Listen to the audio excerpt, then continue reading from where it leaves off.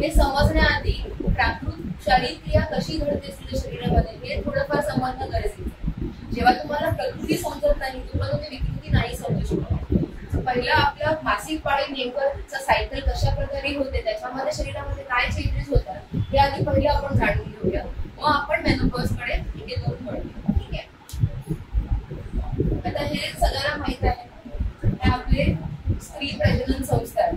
ठीक आहे. सगळ्यांना माहित आहे हा कुठला अवयव काय आहे मी तरी थोडक्यात सांगते. गर्भाशय गर्भाशयाच्या तोंडाला आपण सर्विक्स किंवा गर्भाशय मुख असं म्हणतो. हा खालचा मार्ग आहे त्याला योनी किंवा वजाइन असे म्हटलं जातं. या गर्भाशयाला लागून अंडवाही नाड्या किंवा फॅलोपियन ट्यूब्स त्या पुढे जाऊन ओव्हरीजला अटॅच असतात. त्याला अंडाशय. ठीक आहे. आता जेव्हा स्त्री आईच्या पोटातच असते तेव्हाच तिच्या ओव्हरीमध्ये एका ओव्हरीमध्ये 5 लाखांपेक्षा जास्त लहान फॉलिकल्स असतात. असे हे गोल दिसत गोल हे असे 5 लाख एका ओव्हरीमध्ये असतात. जेव्हा ती पोटातच असते तेव्हापासून. आणि हेच फॉलिकल आपल्या पाळी जेव्हा जवळ येते तेव्हा हे मॅच्युअर होतात आणि त्याच्यामधून अंड बाहेर पडतात. जे अंड या अंडवाही नाडीमधून वाहून आपल्या गर्भाशयामध्ये येऊन थांबतात. ठीक आहे. इथे ते साधारण 2 दिवस वाट बघतं शुक्राणू मिळतंय का नाही तिला. 2 दिवसापर्यंत जर शुक्राणू किंवा स्पर्म नाही मिळाला तर हे अंड आणि त्याच्यासोबत जी आतली त्वचा असते गर्भाशयाच्या आतील जे लायनिंग असतं ते विदीर्ण होतं आणि तेच आपल्याला पाळीच्या स्वरूपामधून बाहेर पडतं. ही सायकल दर महिन्याला चालते. म्हणजे 5 दिवस तुमच्या अंगावरून जातं. साधारण 13व्या ते 14व्या दिवशी हे अंड बाहेर पडतं. ही नॅचरल प्रक्रिया आहे. आणि पुढचे 15 दिवस 14व्या दिवशी अंड बाहेर पडण्यास 2 दिवस वाट बघतं 16व्या दिवसापर्यंत. आणि पुढचे 14 दिवस हे प्रक्रिया जीर्ण होण्यास लागतात. म्हणजे ही जी आता अंड खाली आल्याबरोबरच बॉडी ऍक्टिव्ह होते. बाबा अंड आल्या म्हणजे आता शुक्राणू आता गर्भ होऊ शकतो तर आपण तयारीत राहू. मग आपली बॉडी गर्भाशय काय करतो सगळे अवयव एकदम दृढ करतो. रक्तप्रवाह वाढतो. तर बाबा सपोज गर्भ झाला त्याला रक्त जास्त गरज लागली मग तो एकदम घन होतो. ठीक आहे. पण सपोज शुक्र तिला मिळालंच नाही तर ते सगळं पसरून खाली पडतं. ही सायकल दर महिन्याला चालू आहे आपल्या शरीराला. कळलं इथपर्यंत.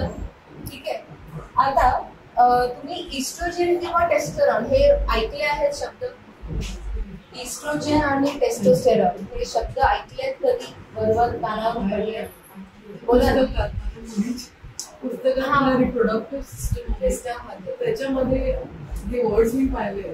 काय आहे माहित आहे एक्झॅक्टली तुमच्यामध्ये माहित आहे इस्ट्रोजेन म्हणजे काय आणि टेस्टोस्टेरॉन म्हणजे काय. जेव्हा एका व्यक्तीचा जन्म होतो स्त्री असो या पुरुष त्या शरीरामध्ये हे दोन्ही घटक असतात. टेस्टोस्टेरॉन पण असतो आणि इस्ट्रोजेन पण असतो. पण दोघांमध्ये फरक काय आहे. पुरुषाला पुरुषत्व देणारा जो घटक आहे तो टेस्टोस्टेरॉन. म्हणजे पुरुषांमध्ये गाडी दिशा येणार शरीर ग्रहण होणं किंवा उंची वाढणं किंवा जे आवाज वेगळा हे सगळे जे लक्षणं आहेत जे पुरुष विशिष्ट लक्षणं आहेत ते टेस्टोस्टेरॉन या हार्मोनमुळे होते. तसेच स्त्रीमध्ये जे स्त्रीत्व देणारे जे घटक आहे तो इस्ट्रोजन.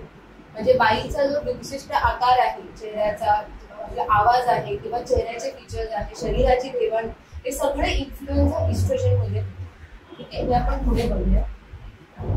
हे साधारण ही पिंक लाईन जी आहे ना ही इस्ट्रोजनचे लेवल्स आहेत. हा ग्राफ तुम्हाला एकदम बेसिक आहे फक्त समजण्याचा प्रयत्न करायचा आहे. हे सुरुवातीला जन्मापासून ते वयाच्या 85 वर्षापर्यंतची लाईफ इथे वय आपण खाली मांडलंय आणि हे तुमच्या हॉर्मोनच्या लेवल्सचं मापन आहे. ही जी पिंक लाईन आहे ती इस्ट्रोजनची आहे. तुम्हाला दिसते सगळ्यांना ही पिंक लाईन जी आहे ती इस्ट्रोजनची आहे आणि ही ब्ल्यू लाईन जी आहे ती टेस्टोस्टेरॉनची आहे. आता आपण जन्मापासून बघूया. जेव्हा जन्म होतो तेव्हा हे दोघांचे लेवल्स एकदम ऑलमोस्ट सेम असतात. कुठल्या स्त्री असो या पुरुष असो. पण जेव्हा आता आपण मुलींबद्दल बोलू. ठीक आहे. जेव्हा त्या मुलीची वाढ व्हायला लागते सुरुवात होते मुलींमध्ये ओव्हरीज असतात. ओव्हरी आपले अंडाशय त्या अंडाशयामधून हा इस्ट्रोजन बाहेर पडतो. त्याचा स्त्राव अंडाशयामधून होतो.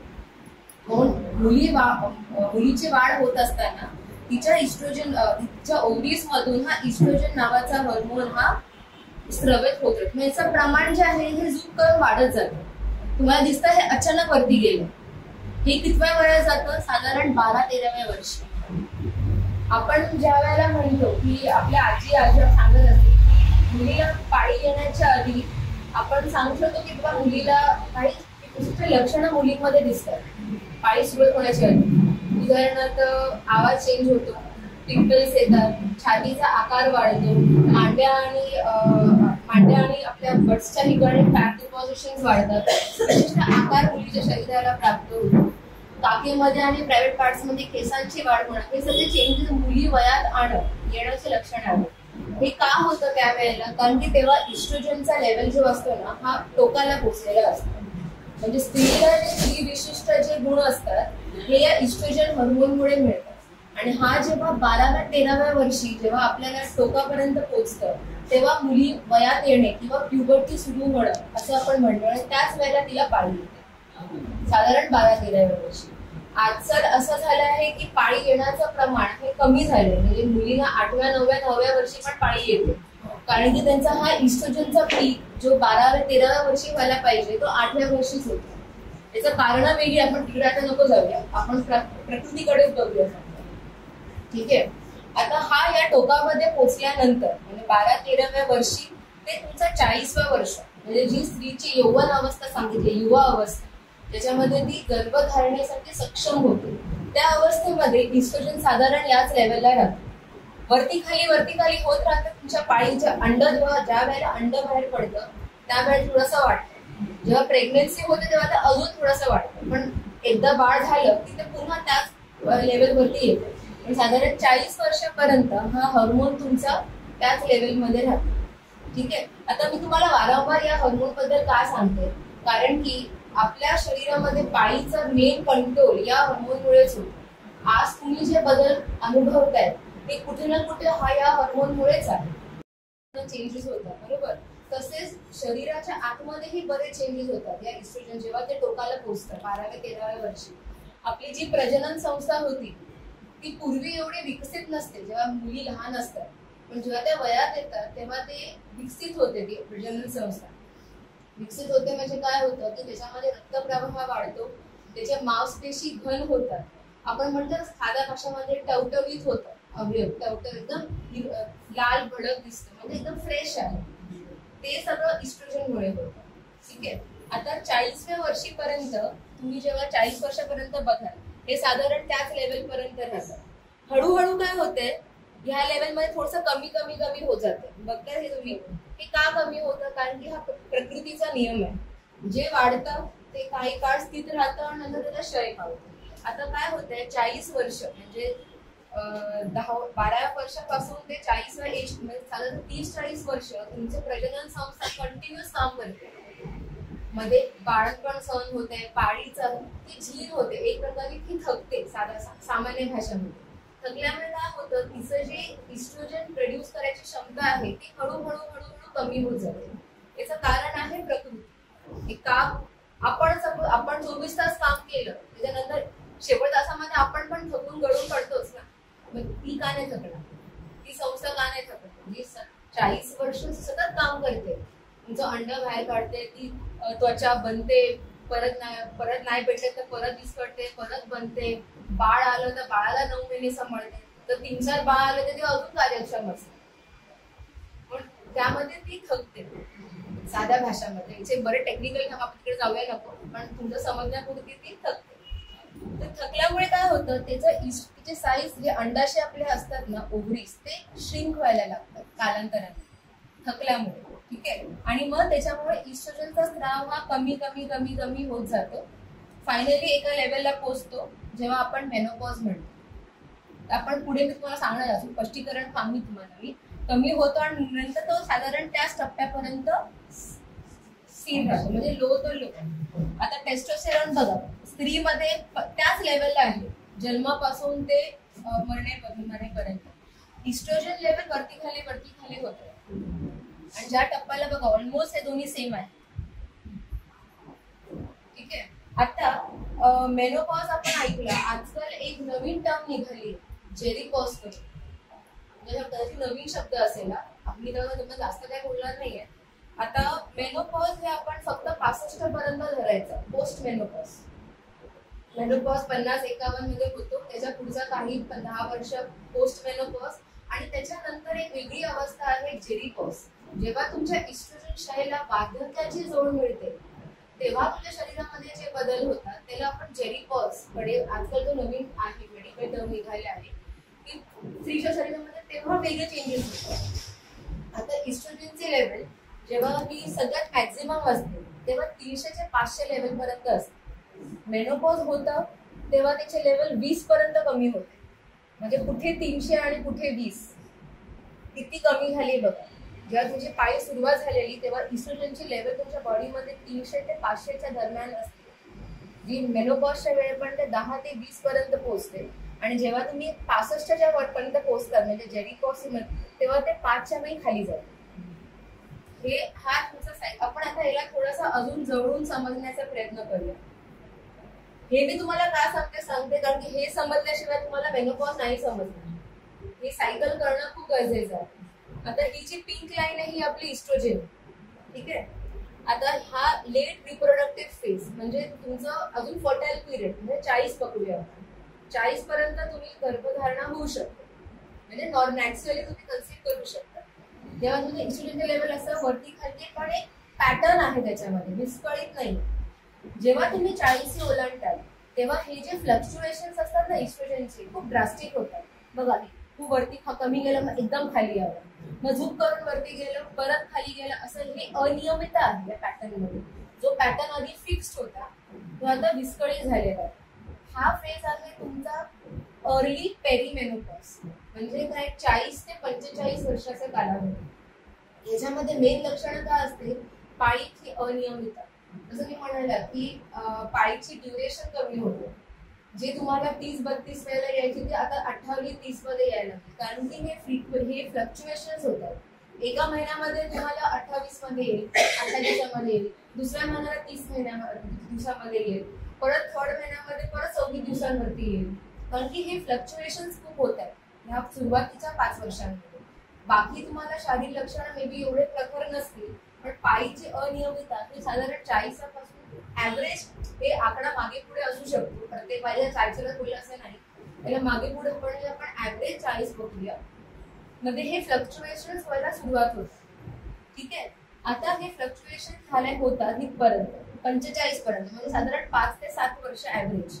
तिथून स्टीप ड्रॉप होतो, एकदम फास्ट खाली जातो. हा आहे तुमचा लेट मेनोपॉज. या फेज मध्ये काय होतं, पाळी 2-3 महिन्यानंतर येते, 4 महिन्यामध्ये येते. म्हणजे त्याचा जी पहिली महिन्याला यायची तेव्हा तिचं स्वरूप अनियमित होतं पण आता येते 2-3 महिन्याने कारण की हे इस्ट्रोजन एकदम ड्रास्टिकली कमी होत चाललं. ठीक आहे. आणि तेव्हा ती 50 वर्षी पोहोचते. त्याच्यामध्ये ते इस्ट्रोजन एकदम बेस लेवलला पर्यंत आलेलं असतं. ठीक आहे. आता काय होतंय, मेनोपॉज झाला आहे हे केव्हा सांगण्यात घोषित करणं जेव्हा तुम्हाला वर्षभर पाळी आलेली नाही. उदाहरणार्थ मला 50व्या वर्षी पाळी, शेवटची पाळी आली 50व्या वर्षी, तर मी 51व्या वर्षी सांगेन तेव्हा म्हणजे काय गेले 12 महिने पाळी आली नाही म्हणजे आता मला मेनोपॉज झालाय. हे तेव्हा घोषित झालं. 4 महिने पाळी आली नाही मग मेनोपॉज झाला आहे असं घोषित तुम्ही करू शकत नाही. वर्षभर नाही आली तरच मला मेनोपॉज झाला आहे असं समजा. तर हे फ्लक्च्युएशन्स कळले तुम्हाला. मागे तू विचारलं की पाळी कमी जास्त का होते, कारण की हा हॉर्मोनचा फ्लक्च्युएशन्स होतो. काही लोकांच्या अंगावर खूप जास्त जातं, जसं मागे तुम्ही म्हणाला की अंगावरून भरपूर जातं खूप. तुम्हाला आधी 2-3 पॅड लागायचे कारण तुम्हाला 5-4 पॅड लागायला लागले. काही लोकांचं उलट होतं, त्यांना आधी 4-5 लागायचं त्यांना आता 1 पॅड लागतं. ही विषमता होते की सुरुवातीला होते, नंतर ड्रास्टिकली त्याचा कालावधी वाढत जातो, ती अनियमिततेची कालावधी वाढत जाते. तर हा साधारण आपला मेनोपॉज मध्ये नेमकं जे तुमच्या शरीरामध्ये जे बदल होत आहेत ना ते या हार्मोनच्या विकृतीमुळेच होत आहेत. ठीक आहे. आता आयुर्वेदामध्ये ना याचा खूप एक आणि मागे कोणी म्हणाला की हॉट फ्लॅशेस, तो साधारण हा जो पिरियड असतो म्हणजे जेव्हा स्टीप ड्रॉप होतो ना इस्ट्रोजन तेव्हा आणि नंतर या पिरियड मध्ये तुम्हाला सगळ्यात जास्त हॉट फ्लॅशेस जाणवतात. म्हणजे जेव्हा तुमच्या शरीरामध्ये इस्ट्रोजन, आता इथे कसं आहे इस्ट्रोजन वरतीच आहे, एकदम खाली कमी झालं, फक्त अनियमित आहे. तिथे तुम्हाला एवढं हॉट फ्लशेसचं प्रमाण दिसणार नाही, पण इकडे खूप झपकरून कमी झाल्यामुळे इथे हे सिम्पटम जास्त दिसतात. आणि पेरीमेनोपॉजचे जे सिम्पटम्स जरा बोलतात नाही, कन्फ्युजन होणं किंवा अंगावरून जाणं, हे घाम खूप येणं किंवा मूड स्विंग्स होणं, हे सगळे तुम्हाला 40 ते 50 ह्याच वयोगटामध्ये दिसतात. पेरीमेनोपॉज आपण त्याला म्हणतो. हे 3 टप्पे. पेरीमेनोपॉज म्हणजे 40 ते 50चा टप्पा. मेनोपॉज म्हणजे तुमचा 50 ते 51, तो 1 वर्षभर ऍब्सेस. आणि 51च्या पुढे तुमचा पोस्ट मेनोपॉज. ठीक आहे. काही लक्षणं तुम्हाला पेरीमेनोपॉज मध्ये दिसतात, तर काही लक्षणं तुम्हाला मेनोपॉज झाल्यानंतर जाणवतात. मेनोपॉज प्रत्यक्षामध्ये काही लक्षणं नाही. पाळी न होणे हे एकमेवच लक्षण आहे मेनोपॉजचं, पण त्याच्या मागेच पुढे लक्षण आपल्याला त्रासदायक सिद्ध होतात. आता आयुर्वेदामध्ये याचं खूप छान उदाहरण उल्लेख केलेला आहे की आमचं शास्त्र काय सांगतं की प्रत्येक स्त्री, तुम्हाला वात पित्त कफ हे तर तुम्हाला ऐकून माहित असेल, सगळ्यांनी माहित असेल वात कफ पित्त. आयुर्वेदामध्ये सगळं आमचा बेस हा 3 दोषांवरतीच आहे. वात पित्त हे साम्य असतील तर तुमचं आरोग्य चांगलं राहतं, हे बिघडले की तुमचं आरोग्य बिघडतं. हे असं आयुर्वेदाचं मेन साधा सिद्धांत आहे. त्याच्यामध्ये त्यांनी काय सांगितलंय की प्रत्येक बाईचं असो या प्रत्येक जीवाचं असो, बाईचं आयुष्य हे 3 टप्प्यामध्ये मोडलेले आहे. एक बाल्यावस्था, युवा अवस्था आणि वृद्धावस्था. बालावस्था म्हणजे जेव्हा तिच्या शरीराची वाढ होते, साधारण 18व्या वर्षापर्यंत. आपण म्हणतो मुलीची वाढ ही 18व्या वर्षापर्यंतच होते, मुलांची 21 पर्यंत होते, मुलीची 18. हे आपल्या सगळ्यांनाच माहिती. ते 18 वयापर्यंत आपण बालावस्था म्हणतो किंवा त्याच्यामध्ये वृद्धी. याच्यामध्ये कफदोषाचं आधिक्य असतं या भागामध्ये. जेव्हा 19 ते 40 हा तुमचा सगळ्यात फर्टाईल पिरियड असतो, त्यावेळेला तुमच्या शरीरामध्ये पित्त दोषाचं आधिक्य जास्त असतं. पित्त म्हणजे काय? एनर्जी, तुमचं ताकद, तुमच्या शरीरातली ऊर्जा, प्रभाव, तेज, हे सगळं पित्ताचे संबंधित आहे. तुमचा सगळ्यात ऍक्टिव्ह फेज जो असतो हा पित्तामुळे होतो. म्हणजे साधारण 19 ते 40 वर्षाचा. आणि 40च्या आणि 50च्या पुढचा जो आहे तो वार्धक्य, तो जनरली वातामुळे. तेव्हा तुम्हाला सगळे ते गुडघेदुखी, सांधेदुखी सगळे वातामुळे जे आजार होतात ते त्या टप्प्यामध्ये होतात, कारण की त्यावेळेला शरीरामध्ये वाताचं जास्त प्राबल्य असतं. आता जेव्हा तुमचं बॉडी ही पित्तापासून वाताच्या फेज मध्ये जाते, म्हणजे साधारण 40 ते 50 हा जो पेरीमेनोपॉज म्हणजे काय होते, तुमचं शरीर एका फर्टाईल पिरियड पासून एका नॉन फर्टाईल स्टेज मध्ये कन्वर्ट किंवा ट्रान्झिशन होते, बदल होतो. तुमचा एका मोठा एक पडाव आहे, तो पडाव क्रॉस करतो. तो ट्रान्झिशन मध्ये जे सिम्पटम दिसतात ना, ते तुम्हाला या पेरीमेनोपॉज मध्ये दिसतात. आणि याच्यामध्ये कसं तुम्ही गरोदर होऊ शकता. 40 ते 50 मध्ये पाळी जरी अनियमित असेल, पण त्याच्या तुम्ही गरोदर होण्याचे चान्सेस असतात. एकदम 100% चान्सेस नाही, पण 10% चान्सेस असतात. त्याचं कारण ह्यासाठी असं आहे की जरी तुमची पाळी होते, पण त्याच्यामध्ये अंड बऱ्याच वेळेला निघत नाही, कारण की तोपर्यंत तुमचे ओव्हरीज थकलेले असतात. ते अंड नुसतं तुमचे जे त्वचा जी आहे ती जीर्ण होऊन बाहेर पडते, अंड बाहेर पडत नाही. म्हणून त्याच्यात तुम्ही किती प्रयत्न केला, बऱ्याच लोकांना त्या पिरियड मध्ये कन्सीव्ह होत नाही.